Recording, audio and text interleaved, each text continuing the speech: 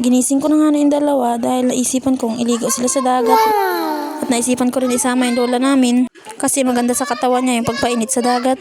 Nung nakaraan pa nga, nagayak ang dalawa kong anak sa dagat dahil gusto daw nila magligo. Kung napanood niyo sa isa kong vlog, ay nag-iyak nga si Zep dahil gusto niya magligo sa dagat. Humiram lang nga pala akong bangko dyan kasi pinaupo ko yung lola ko para hindi siya sa buhangin nakaupo. At pagkatatingan namin ay tuwan-tuwa yung dalawang bata at nagkutkot agad ng buhangin.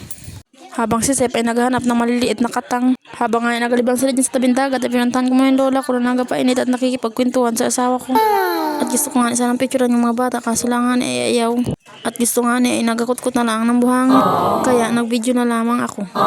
Hindi din nga na ako makapag-picture dahil wala mag-picture sa akin. Kasi mga bata lang yung kasama namin dyan tapos yung dalawa ay nagachikahan. Nahiya naman akong istorbohin yung dalawa kasi ang ganda ng chikahan nila yan dyan. Na para bang may nasira na namang isang buhay. Hoy, hindi ganun. At dahil nga walang taga-video ay ako lang nag-video sa sarili ko. Seksi-seksihan muna ang mamshi nyo kahit wala man talagang kaseksi-seksi. Kunwari nga napakabait na ina niyan siya. At bago nga kami umuwi ng mga oras na yan, ay pinaghanap muna ako ng bato ng lola ko. Yung bato nga palang napahanap niya, ipanghilod daw niya. Mahilig nga yung lola namin sa panghilod na bato. At sa dami ko nga nakuha ay wala talaga siyang nagustuhan. At sabi pa talaga niya, kuskus ko daw muna sa balat ko. At pag magaspang daw, ay yun daw yun.